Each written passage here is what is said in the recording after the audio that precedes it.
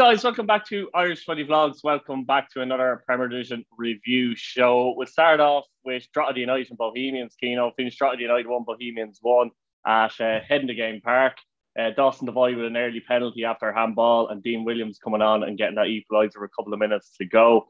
Good result for Drogheda, I suppose, Ciano, because they're unbeaten at 4 now. And I was just thinking, the players that came on, the likes of Dylan Grimes, Dean Williams came on, and I think Ryan Brennan came on. And it just shows this season with Drogheda, though, they do have players that can come off the bench and impact the game, don't they? Yeah, look, I've seen this game in full. Look, I just think that there's ways around not getting the pass. You know, the people are using people's logins to watch games and all. So I just think it would have been easier on the long run to just pay the membership for 50 quid or 100 quid, whatever they wanted to charge, and everyone just watches it, because I think people are doing that anyway. Exactly. So I think they're losing out instead. But you know, I've seen the game in full. I tell you, I don't know how, but I didn't hear it in Richmond, so I was grand. So I got home, and you know, I got home. I'm trying to think of what I done on Friday now. I went to Pat's game. I got home. I watched the Pat's game back, and then yesterday morning I was watching football, watching all the games. So busy enough. So yeah, I watched this yesterday. 1-0. I thought Bowes would hold out, to be honest with you. They weren't really, tested either. That's the disappointing thing. That, you know, until the last couple of minutes when the changes were made, and you know, Drogheda really had a go on them. And look, obviously the penalty and stuff like that, I don't think there's any question about the penalty, in my opinion, anyway. But you know, he scored it, you're 1-0 up again, and an injury time again. You know, well, I don't think it was injury time. It was about 88 minutes. It's a late goal again, basically, yeah. Another late goal, and you know, that's like, it feels like a loss. Do you know what I mean? But for Bowes, like after getting such a great win in Sligo, you know, 1-0 to now going, and you know, you think, Jesus, they win this, and then next week now they're at home again, and you know what I mean? They can get a bit of momentum going, but that's how they're setting them back again. And look, I'm not going to keep talking about Bowes, because look at Drogheda, unbeaten in 4, and the teams that they've played as well, you know, in terms of Pats, Bowes, stuff, you know what I mean? So they'd be really, really pleased. Dundalk obviously was in there as well, and you know, it's great to see. And like I said in midweek, well, before whatever show we were doing, I was saying that once they don't lose to Finn Harps, you know, and you know, that's a good result. And they didn't lose the Harps, and then they haven't, you know what I mean? They picked up point again this weekend where Harps have lost. So you know, that's another positive as well. That's a bigger point. It turned out to be a bigger point than anyone thought. So look, I'm delighted for Drogheda. It feels like there's a big connection there now with Kevin, and he's really getting behind. The fans are really getting behind him, and they're really pulling in the right direction. And it was a little bit worrying, I think, when Clancy left and half the squad left as well. Yeah. And you know, everything that they've built up was nearly gone overnight. Yeah. And you know, I just think now they've kind of settled again.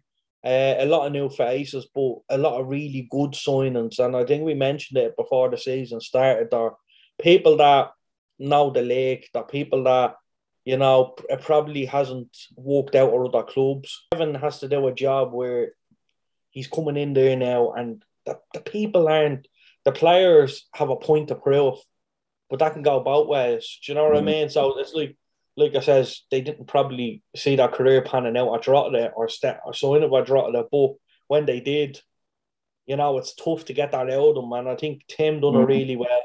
And obviously Kevin is just continuing that work, but it's definitely his own stamp. It's a different style. And, you know, I think Drogheda now are, you know, everyone's getting behind them, and I think it's fully deserved.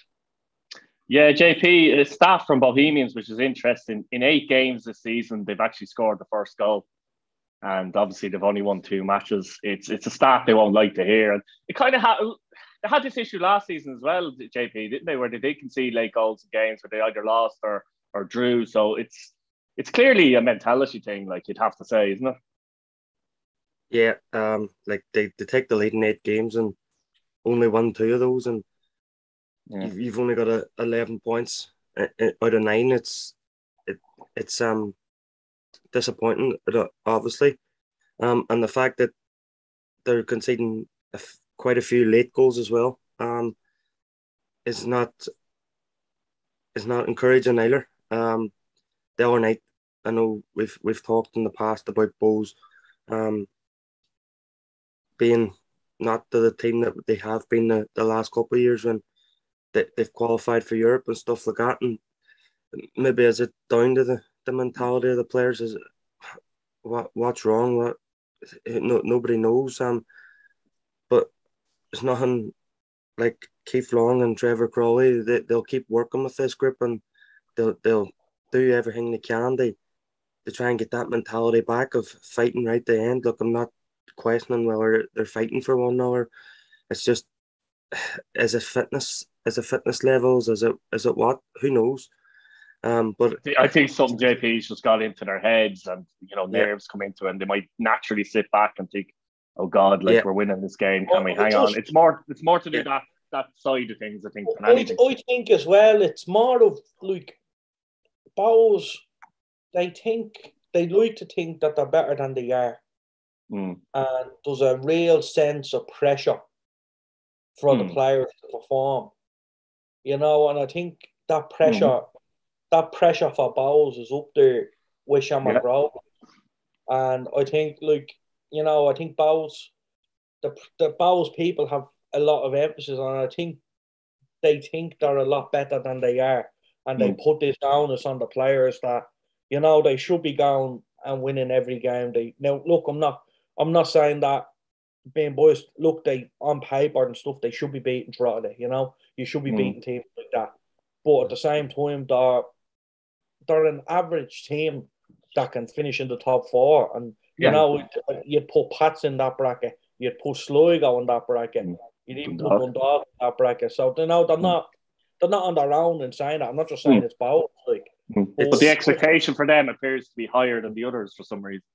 Yeah, I feel like they have to win every game. And, I seen a thing there, I think it was Conan Boone, wasn't it? Or something. He put up on Facebook or on Twitter or whatever.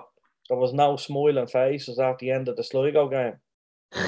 There was literally all the fans and the players. The players went over to the fans to clap them, and there wasn't one smiling face in that picture. Now that was probably relief more than anything, because there was a massive game for them. But at the same time, like I said, I think the expectation levels are just so high, and I don't think they should be, of course. But look, that's not for me. It's what that's definitely something with them. It's what we've said in the past. The fans just have to try and stick with the players and not get on their backs, as Cian said. Maybe has the expectations coming from the stands rather than the dressing room, and the players are maybe feeling it on the pitch, especially in a tight game like the likes of where they Drogheda, home to Derry, where they've sort of went into their shell and tried to hold what they had, and it's came back to bite them. But it's, as Cian said, there's that group where, as he said last week, the most consistent of the inconsistent group, as we'll call it from now on. But on Friday night before that equaliser, they were actually sitting in 4th place. So they were. So they have to take encouragement that they haven't started the way they would have wanted to, but they're still not out of that mix.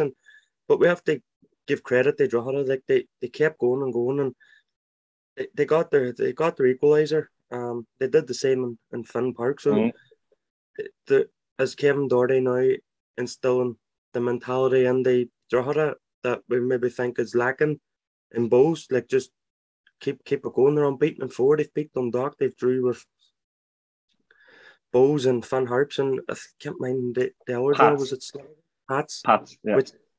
And that's not that's 4 really good results that they've got.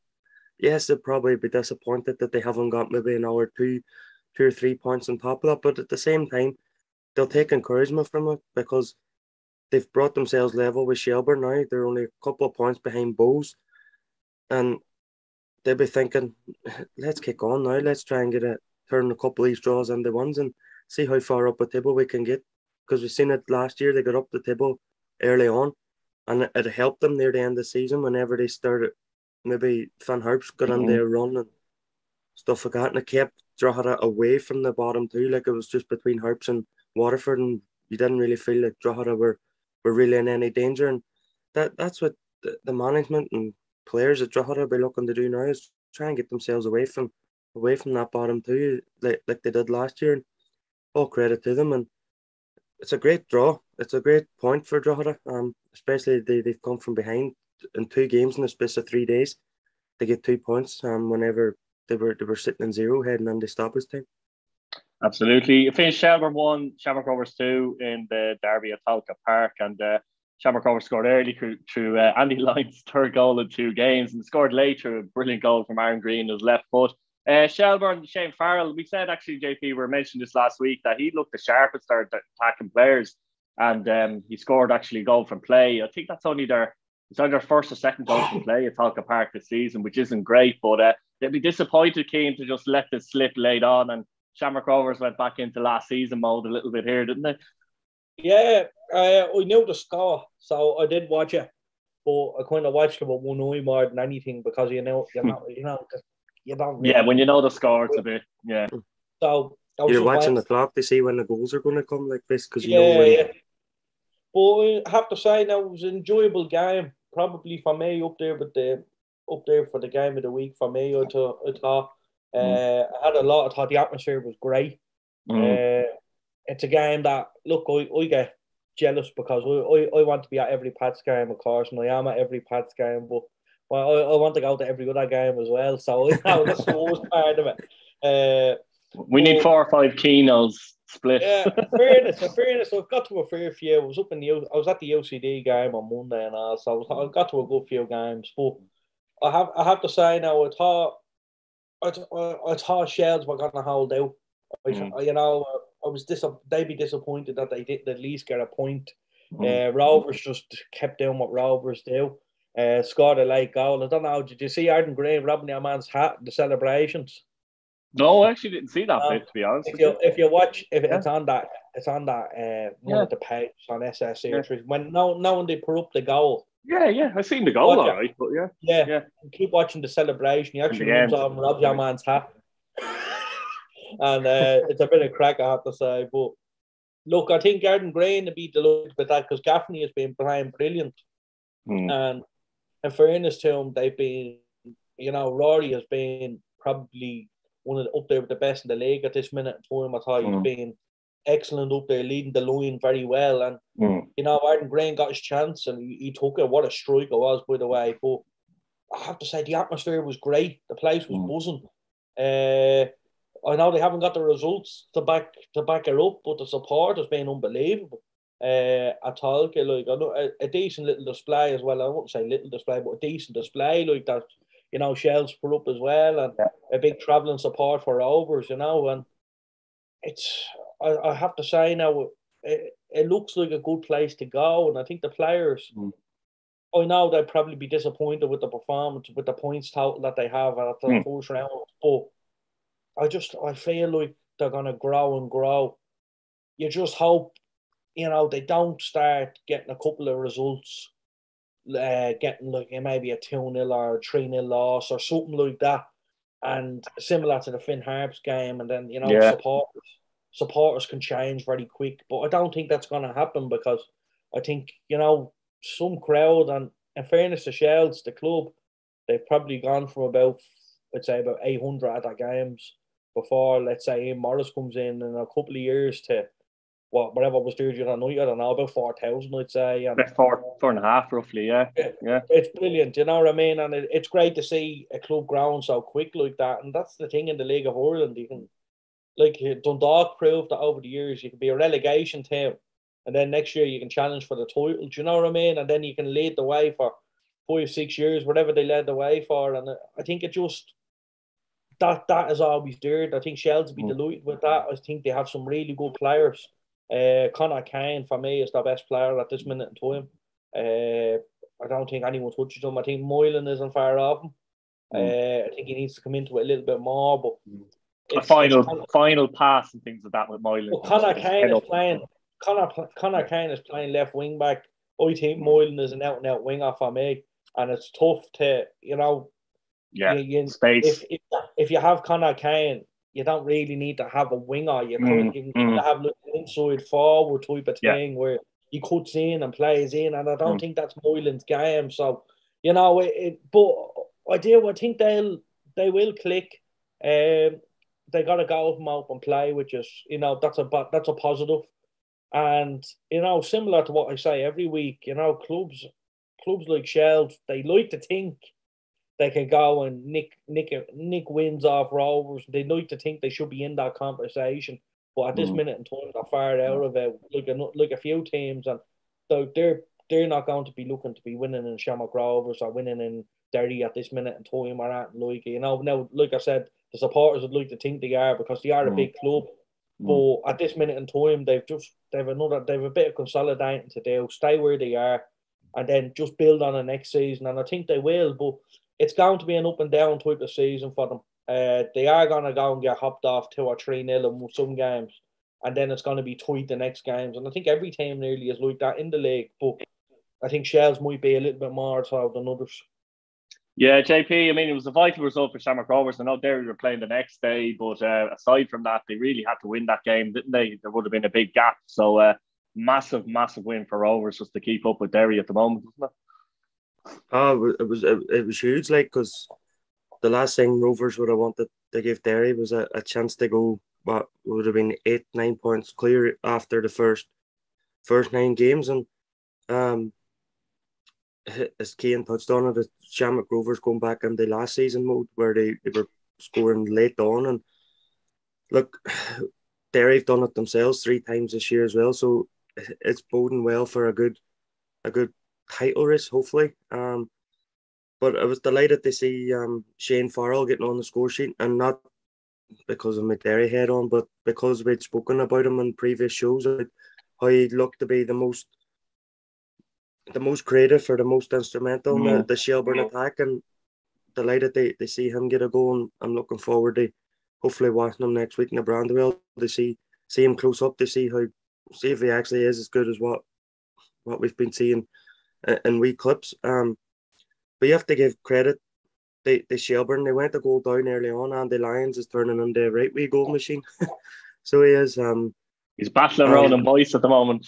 Aye, yeah, exactly, for the highest scoring fullback. But Shelbourne did well. They battled well. They came back in. They got their equaliser, and they've been massively disappointed that they just couldn't hold on. They lost the ball in the middle of the park, but there was still a lot of work to do for Rovers to get the goal, and a great finish by Aaron Green. And he'd be delighted with that, because I don't think he's been seeing much game time because of Rory Gaffney. Maybe Rovers fans or other people can correct me on that, but Gaffney seems to be the go-to man for Stephen Bradley at the minute, and it's just a wee reminder for Bradley that Aaron Green is still there and he can still come up with big goals. And when you're champions and you're looking to defend your title, you need big players to pop up in big moments, and that's what Aaron Green is like. You can't take it away from him, and it's a massive win for Shamrock Rovers because it's 2 games now where they've scored late on. They scored late on against Sligo to get a point where they could have easily lost it. They've scored late on now. They won against Shelbourne. That's 4 points that they've got. If they hadn't got them 4 points, we don't know exactly would the title race be over even this early on. But as a Derry fan, disappointed they see Shamrock Rovers score late on, obviously, but it's what it's going to be late on. It's going to be twists and turns, even at this early stage in the season. And look, bring on the next set of matches. And finished Richmond Parks and Paschal Headache 0, Dundalk 0, and I got this one right. Do you remember? But anyway, we had the Stephen O'Donnell effect in this game, and to be honest, Ciano, it didn't really come. It wasn't that bad.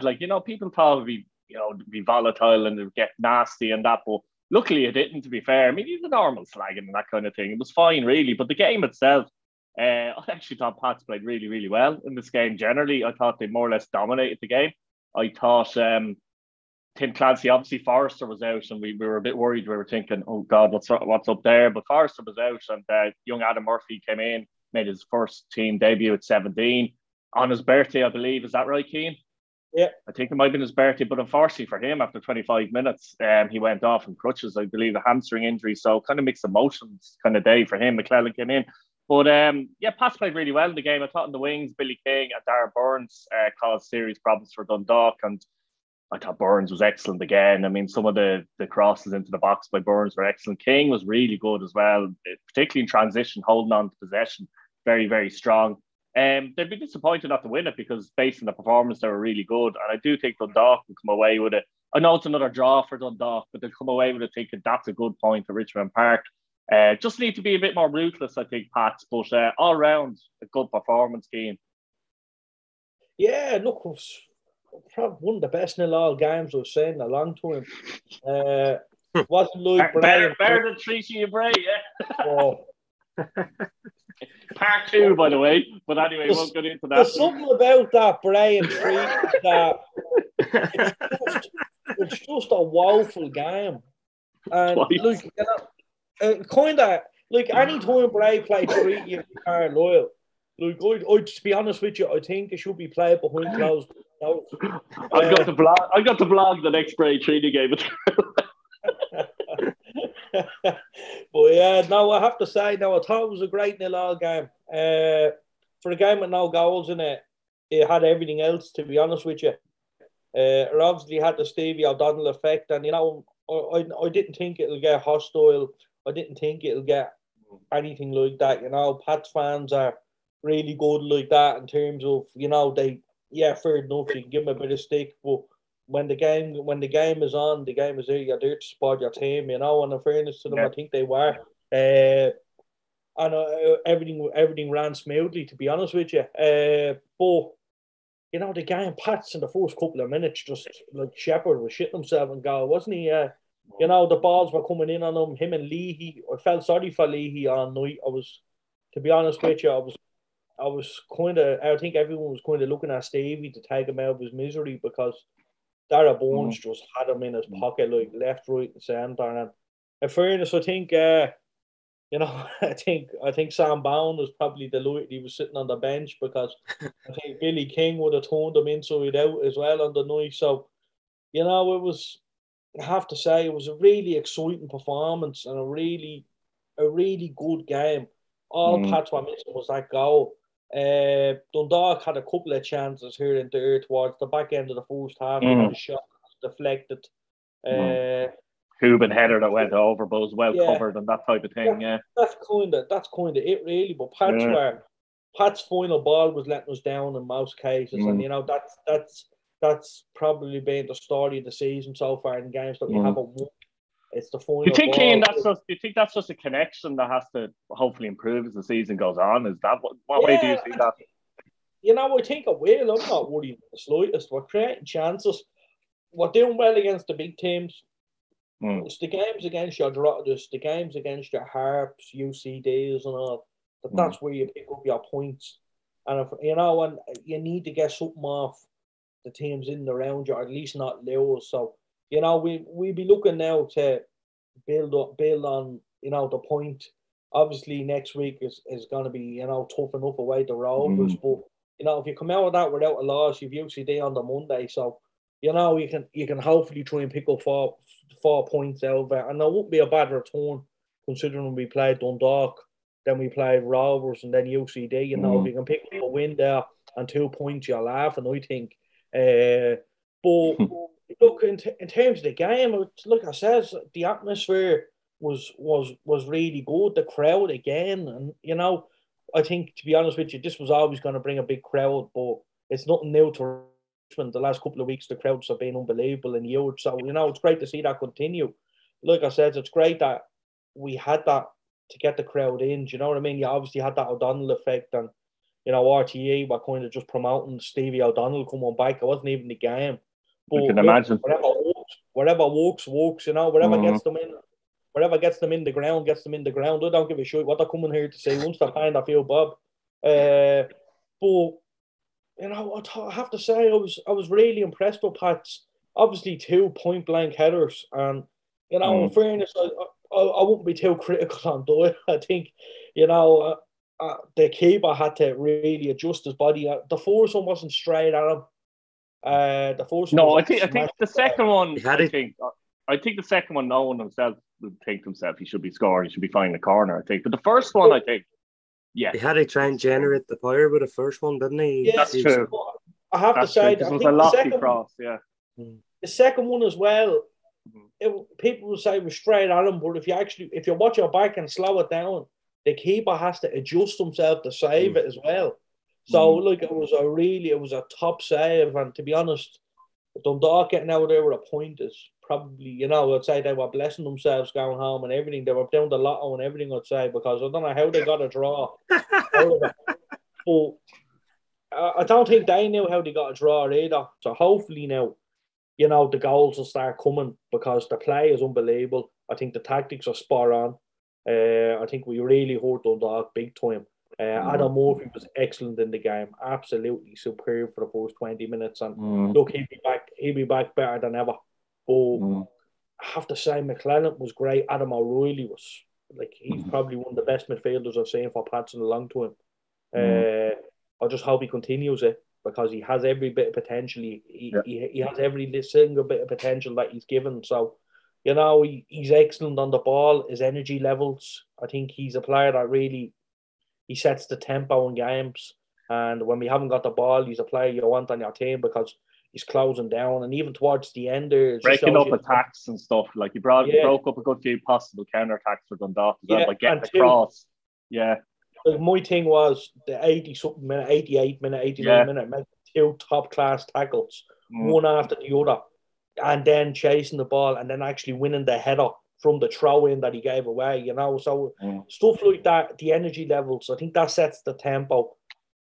But, you know, can he do that? It's all well and good doing it against Dundalk and Rovers. You know, can he do it consistently against teams that are sitting in? You know what I mean? Teams that he probably doesn't have to stop counter-attacks, that he has to actually get on the ball and drive with it. But, you know, I don't think Guy Forrester was missed at all. And I always said it, Keith, I was delighted we didn't go out and sign another midfielder. I say that because I thought Adam Murphy can slot in there and he can play. And, you still have Ben McCormick as well there. You still have Ben, you've Kane Corley, you've Jamie McClellan, who had a fantastic game when he comes on after not having a lot of football. So I think Pats have a bigger squad than people realise, and I think any player that plays for Pats is good enough. And I'd put my life on any under-19s player coming into the first team tomorrow and playing, you know. And I don't think many teams can say that, many clubs. So, you know, it's really good to see. And I think the connection, everything, it's coming together. I think obviously some people are the jury is still out a little bit. But, you know, I'm very impressed. I think where I probably expected us to be after the first round of games. Yeah. And, you know, if you can stay in around that group, towards the end of the season, when the big games come, you have a chance. So, you know, I'd like to think that. Yeah, I think so as well. JP, from Dundalk's point of view, obviously 6 draws this season. They will be happy with this particular point. And they're in a position that's strange because obviously Pats have drawn their last 2 games. They're still third. But you've Dundalk are now in 5th, but they're only 2 points behind Pats. So already we're seeing that little cluster there. As I said, they'd be happy with a point, but they'd be disappointed that they didn't really get at Pats in the game. I know Pats defended well, but at the same time, Pats had most of the ball. And you have the likes of Bradley and Kelly, who didn't really look dangerous on the night, did they? No, I watched this game actually on RT, and one thing it was disappointing was the lack of creativity coming from Dundalk. But I think Pat's managed to marshal Stephen Bradley, because we know he likes to come in from the right on his left foot, and every time he did that, there was maybe a man waiting on him, along with the man that was already marking him. So they done that quite well. They stopped the service into Pat Hoban, which you probably have to do when you play Dundalk, because we know what he's like whenever he comes alive in that 18-yard box. But the game was exactly what you said it was going to be, Keith. Up until the last maybe 15-20 minutes, it was cagey, and And then all of a sudden, Pats came alive and created them couple of chances that Owen Doyle had. Now, as we spoke already on the two chances, but the second one, is you've seen the replay, the more you're thinking, just head it down. If he heads it down, the keeper doesn't stand a chance. But he can't take nothing away from him. He hit the target. He made the goalkeeper work. And like we're going to see a game in the Premier League this afternoon where two of the best goalkeepers in the world come up against one another. And if one of them makes a save like that, it's going to be called a world class save. Basically, it is. And is Villarreal playing today? No? No, he's playing for Notts County probably. But look, I'm not trying to say Shepherd's world class or nothing, but it was a very good save. It got his team a point. And if Pats will be disappointed because of the way they finished the game, that they couldn't quite get the opening goal or the winning goal, but at the same time they'll be happy because they haven't lost any ground on the teams chasing them, the likes of Dundalk and stuff like that. So as Cian says, after 9 games, the first round of matches, everybody are where we would expect them to be. And even though we're only through the first round of matches, we're already starting to see the clusters that's probably going to happen for the league to continue. And I think as the season goes on, I think Pats will get stronger because Cian has touched on it. Pats do have a wee bit more strength and depth in their team than maybe the likes of Dundalk and Bows do. Sligo, yeah. Yeah, and Sligo, they don't have the strength and depth that maybe Derry and Shamrock Rovers do, but no. we knew that anyway as the season was before the season started. But look, it's a good draw for both teams. But both teams, Dundalk will be happy, as Cian says. They don't know how, they'll be wondering how they got out of there with the draw. Pats will be disappointed because they're starting to get quite a few draws themselves that they'll be looking to turn into ones. They sort of pull themselves away from that system pack, and it doesn't get any easier for them next week at Tala against Shamrock Rovers. Finn Park, Finn Harps 1, Derry City 2, the Northwest Derby. McJannet 23 minutes. Another goal scoring defender, JP, to be fair. Patchin on 88 made it 2-0. Another late goal, but it made it 2-0. Then a late penalty from Mihailovic to make it 2-1, and that was his first goal for the club. I suppose to start off with JP here. JP, I honestly had a weird feeling that Finn Harps might win this game, so you must be delighted with the win. Come away here with the 3 points and open up that gap again, 6 points over Rovers, and still unbeaten in the first round of games. I mean, that has to be satisfactory. Oh, it has to be. Like the overall win. It's been a long time, quite a few years since we actually won in Ballybuffet, I think. So, no, actually, we won there last year 2-1 as well. Paxton scored a free kick that day too.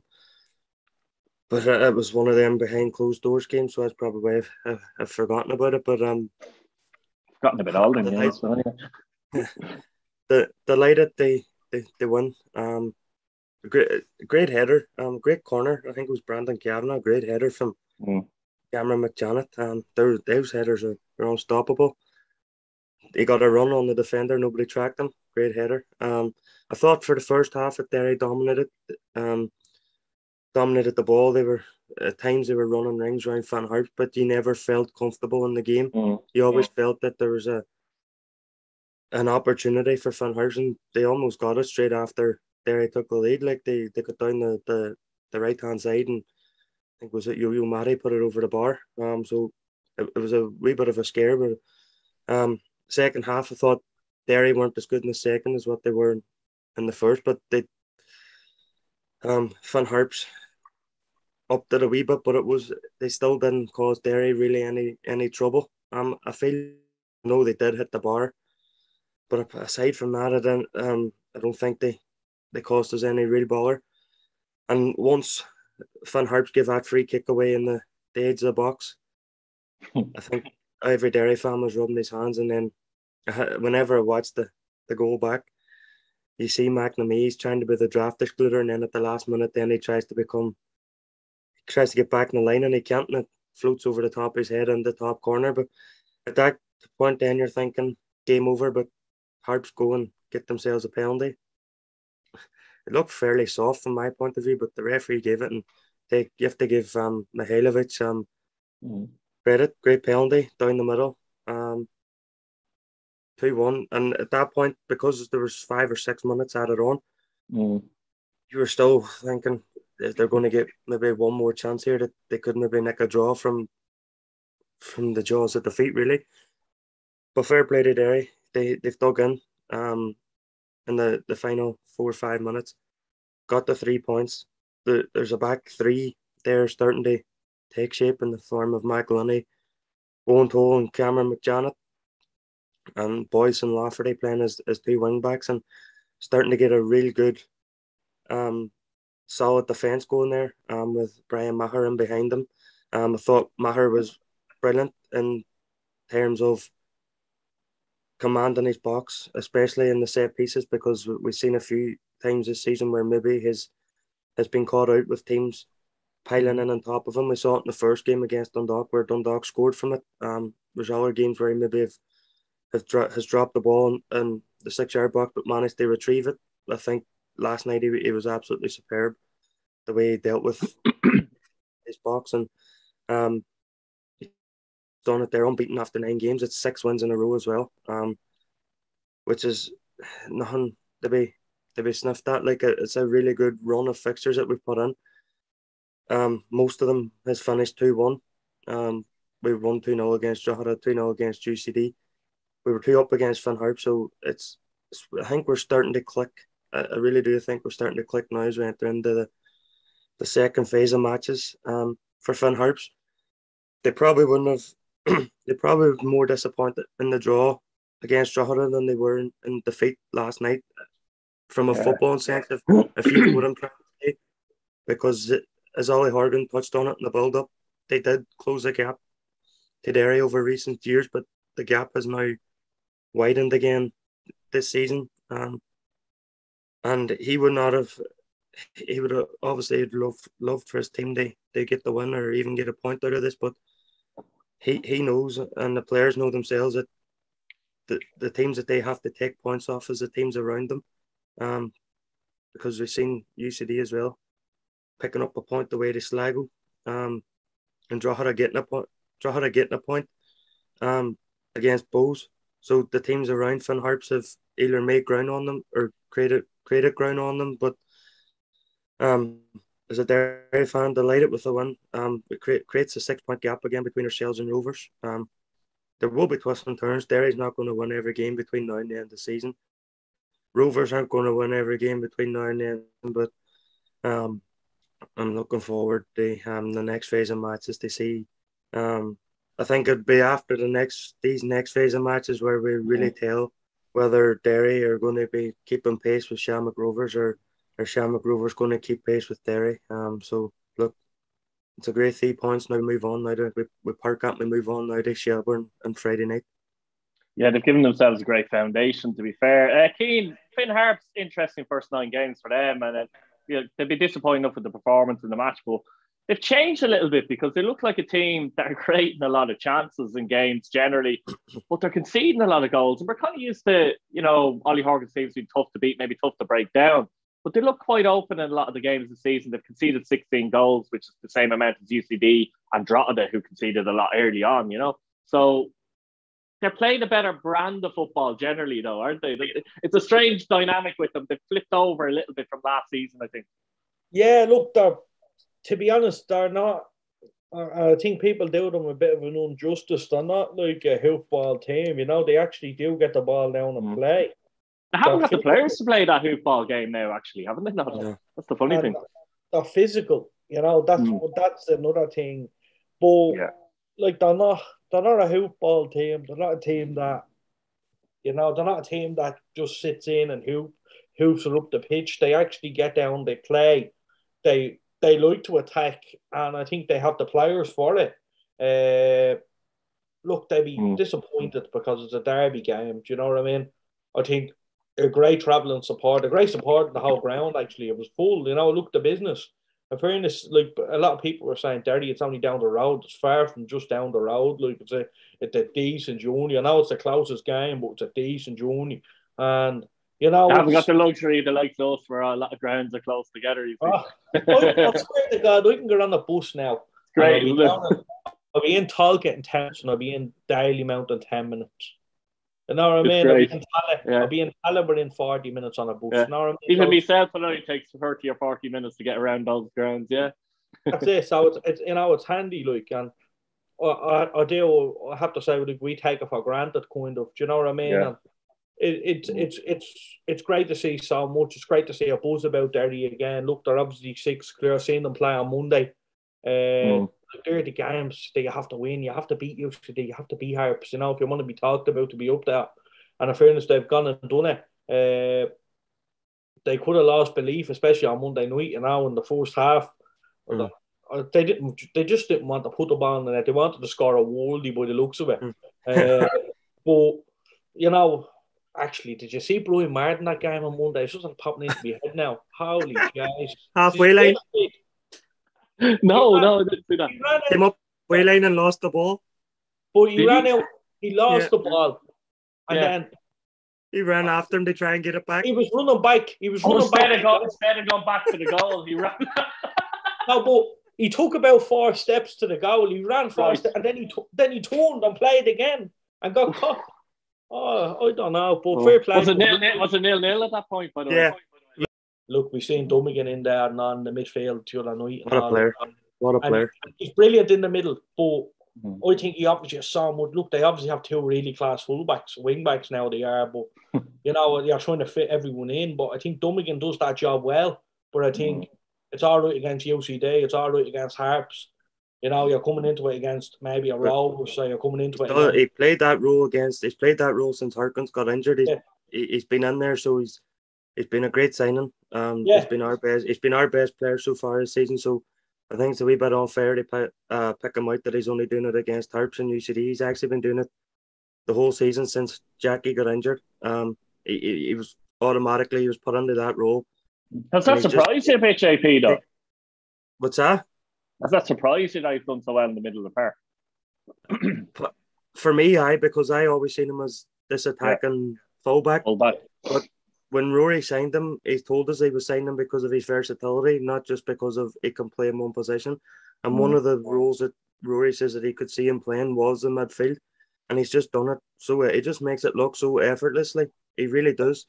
He just breaks up a play, picks up the loose balls. He doesn't just stay in the one spot. He actually joins in on the attack sometimes as well. So he's done it brilliantly. He's been our best signing, in my opinion. And he's won the Player of the Month for the supporters clubs as well. So for March, so I think he's if we can keep him fit,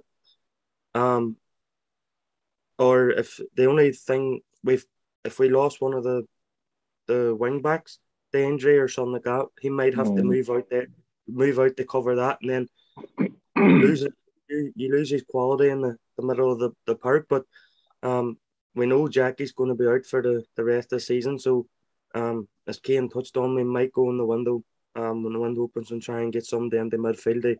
They sort of cover for if we need to move Cameron Dummigan out to the wide or whatever. But we still got the likes of Jack Malone. He hasn't played a lot this year, and Joe Thompson's there. Jared Story, who's an under-19 player, is on the bench quite a lot as well. And Rory brought him in from England last summer as well. And we haven't seen much of him, but maybe as the season goes on, we will see.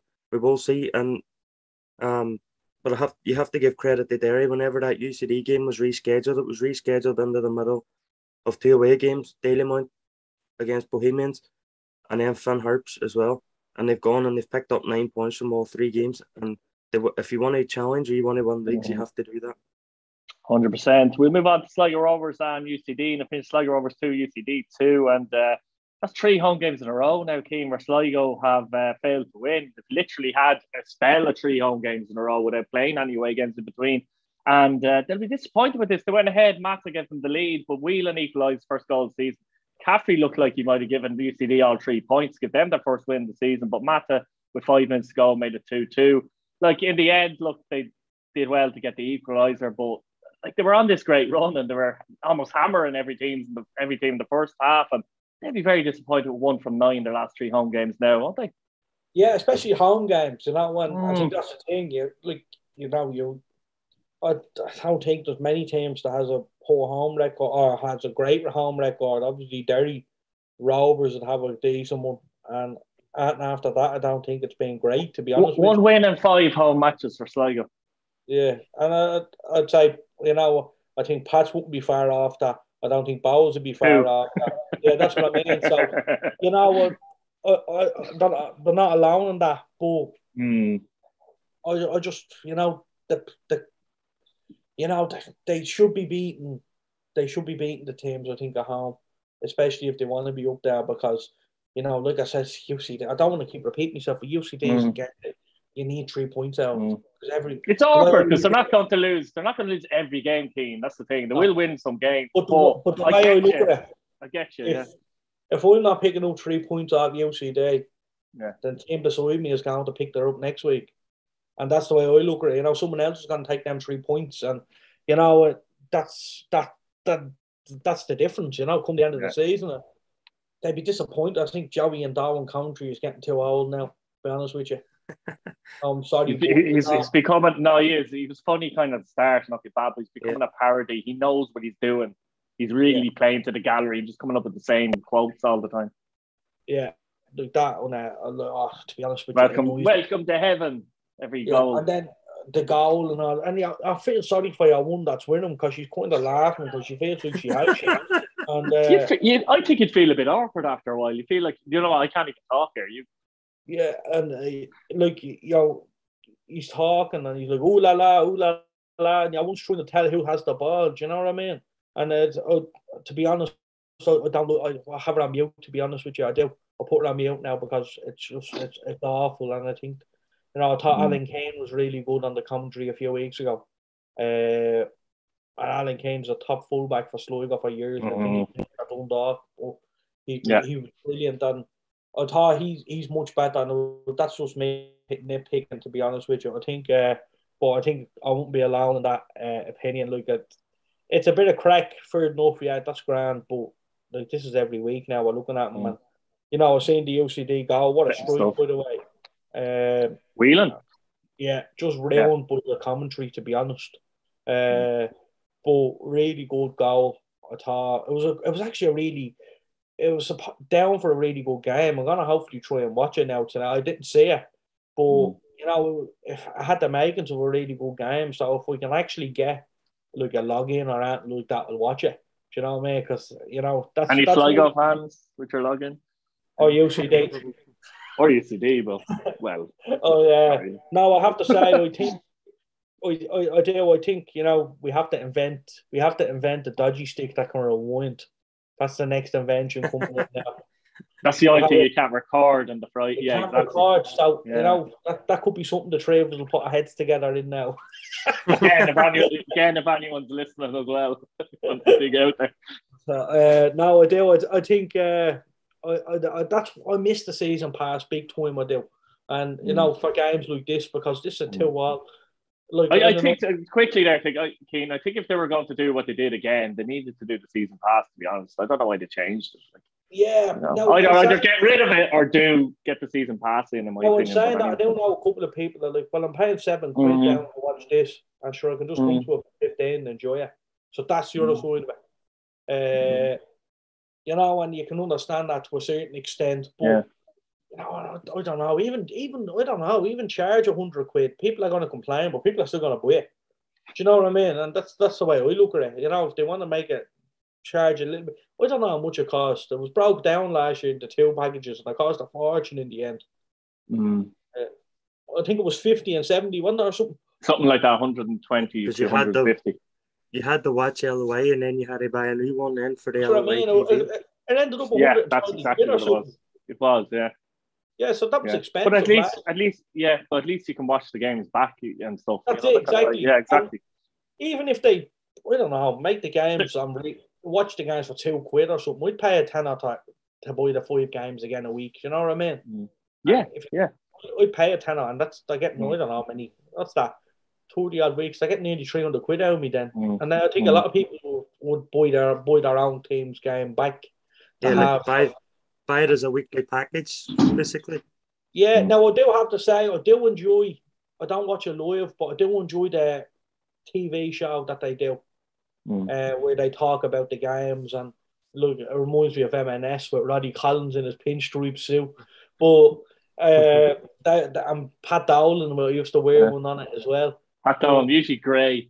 Yeah, I have to say now, I enjoy that show. I don't think it's obviously not as good, but they don't have the money or anything for an M&S or the Soccer Republic or anything. It's not as good as that.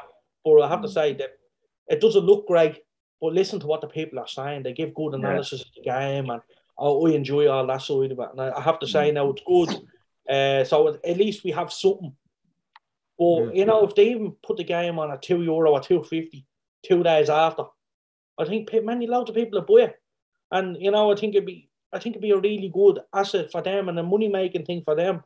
Because, you know, I love when the game is on RTA, because I went back and watched the Pats game on Friday night the minute I got home, you know, and I feel like they're missing out. Doing a lot, but they're missing out on something big here where they could easily make an extra £200-300 a week on this.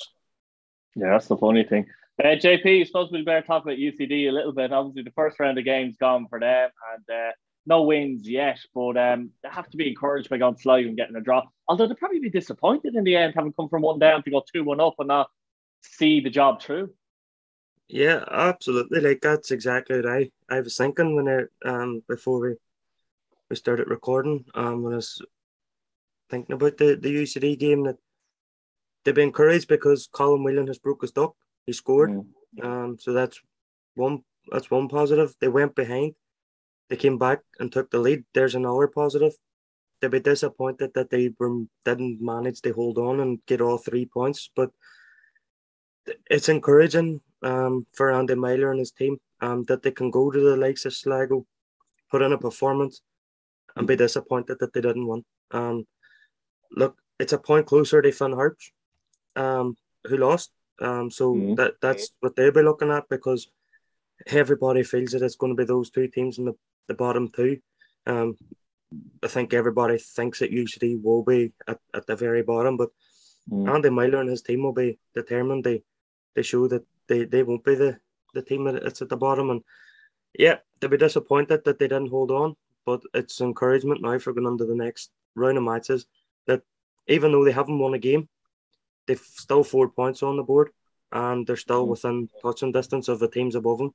And we're just looking now in this next set of matches, they maybe get nick one or two results that goes their way, and all of a sudden they can be putting pressure on the teams above them. But UCD, as the season goes on, look, I don't know how many players are going to lose in the summer, because I know the last time they were in the Premier Division, they lost nearly their entire squad in the summer. Can't see them keeping 2 in particular, I think. But anyway, because of the end of the scholarships or something like that. But they'll be looking to just use this result now and kick on, and who knows, like, they can be a dangerous team. Even though Derry were pretty comfortable against them on Monday night, you were always worried that if you didn't get the first goal, that they could maybe hit you on the counter and get the first goal. And they did it to Sligo last night. They got 2 goals, and disappointing result for UCD, but at the same time they'd be happy with it as well, I think. Brilliant stuff. Look, lads, we'll leave it there. A bit of a bumper show, that one. Lads, let us know what you think in the comments. Subscribe to the channel if you haven't subscribed already. Hit your bell notification button. And thanks for watching. Cheers, lads. Brilliant. Goodbye. Thank you.